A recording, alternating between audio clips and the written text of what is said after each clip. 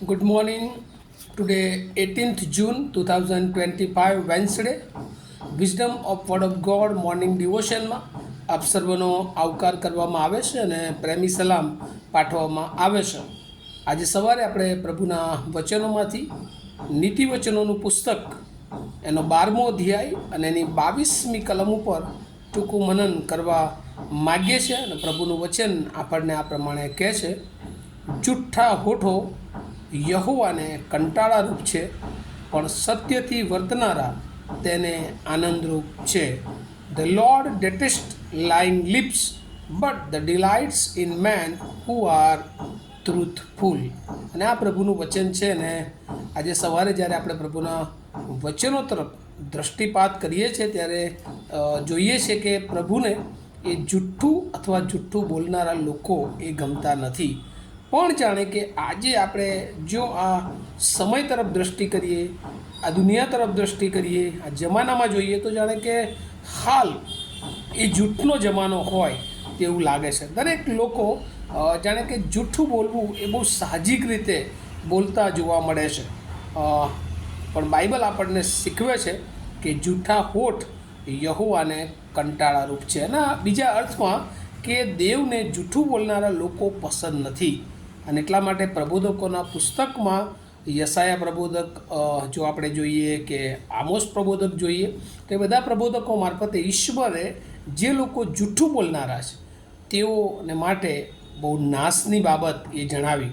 અને જૂના કરારમાં આપણે જોઈએ છે કે આખાન કે જેને જૂઠું બોલવાના પાપના કારણે એનો અને એના કુટુંબનો નાશ થયો. કારણ કે ઈશ્વરે જે ના પાડ્યું હતું એ કર્યું, પણ એથી વિશેષ એને જ્યારે કહેવામાં આવ્યું ત્યારે પણ તે જુઠ્ઠું બોલ્યો અને તેણે છુપાવ્યું. અને એટલા માટે એ જે દેવનું સ્ટાન્ડર્ડ છે, truth is standard of God, ઈશ્વરનું જે સ્ટાન્ડર્ડ છે અને એ તો સત્ય છે. અને એટલા માટે જ્યારે કોઈ જૂઠું બોલે છે તો એ દેવને પસંદ પડતું નથી. અને આજનું જો આપણે થીમ વિચારીએ તો ટ્રુથ પ્લીઝિસ ગોડ.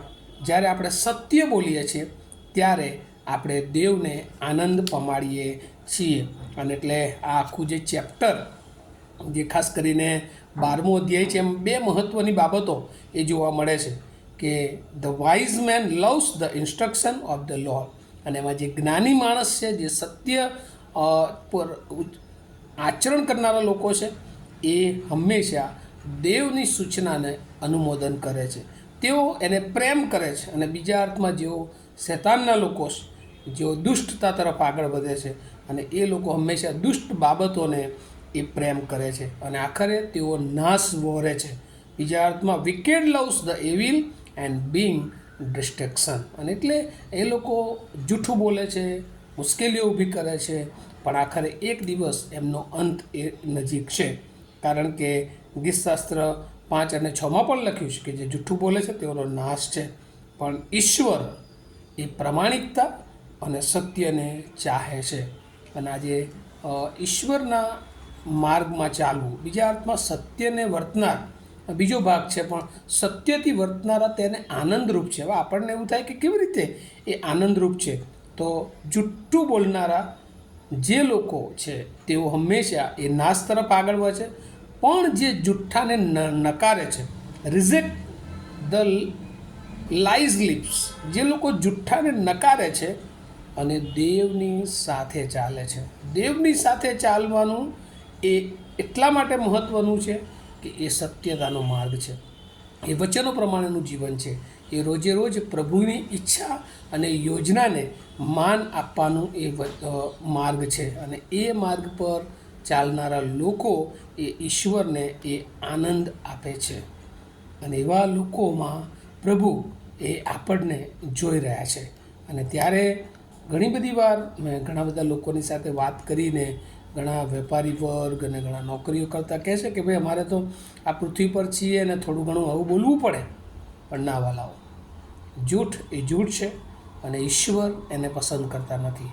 અને એટલે ગમે તે સમય હોય, ગમે તે પરિસ્થિતિ હોય, પણ આપણે જો દેવના બાળકો છીએ તો હંમેશા આપણે સાચું બોલવું જોઈએ.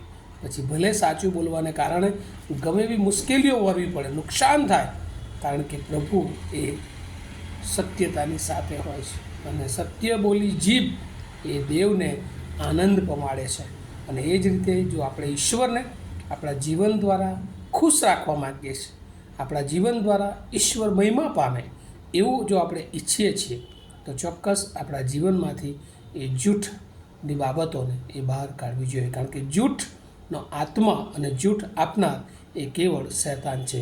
અને જો આપણે જૂઠું બોલીએ છીએ તો આપણે શૈતાનના કાર્યકરો બની જઈએ છીએ. અને એટલા માટે પ્રભુ આજે સવારે આપણને કહે છે કે આપણે હંમેશા સાચું બોલીએ, આપણે હંમેશા ઈશ્વર જે ઈચ્છે છે એ પ્રમાણે ઈશ્વરને આનંદ આપનારા, ઈશ્વરને માન આપનારા બનીએ, કે જેથી કરીને ઈશ્વર આપણા જીવનને આશીર્વાદિત કરે અને આપણા જીવન દ્વારા ઘણા બધા લોકો એ આશીર્વાદિત થાય. આ વચનો સમજવાના માટે પ્રભુ એની બહુ જ કૃપા આપણ સર્વને પૂરી પાડે. પ્રાર્થના કરીએ. અમારા જીવંત અને દયાળુ ઈશ્વર, આજે સવારે તમારો આભાર માનીએ છીએ પ્રભુ. જૂઠું અમે ન બોલીએ. તમારી આજ્ઞામાં પણ તમે અમને શીખવ્યું છે કે તમે જૂઠું ન બોલો. પણ ઘણી બધી વાર પ્રભુ આ પૃથ્વી પર અમે અમારા જીવનો દ્વારા પ્રભુ તમને દુઃખ પહોંચાડીને નાની નાની બાબતોમાં ઘણી બધી વાર એ જુઠ્ઠાનો સહારો લઈએ છીએ. પણ પ્રભુ આજે સવારે તમે અમને શીખવ્યું છે કે પ્રભુ તમે જુઠ્ઠાને ગણકારતા નથી. જુઠ્ઠું એ તમારા માટે કંટાળારૂપ બાબત છે. પણ પ્રભુ તમે સત્યથી જે વર્તે છે તે લોકોને પ્રભુ તમે પ્રેમ કરો છો. પ્રભુ એમાં તમારો આનંદ સમાયેલો છે. ત્યારે એ પ્રમાણે સત્યના માર્ગ પર ચાલવાને માટે, તમારી સાથે ચાલવાને માટે આમ સર્વને તૈયાર કરો. વચનોમાં રહેલી સત્યતા પ્રમાણે મેં જીવન જીવીએ એવી કૃપા માગતા અમે બધા જ તમારા સમર્થ હાથોમાં અમારી જાતોને મૂકતા મારી પ્રાર્થના ઈસુ પ્રભુના નામમાં સાંભળો અને તેનો સ્વીકાર કરો. આમીન.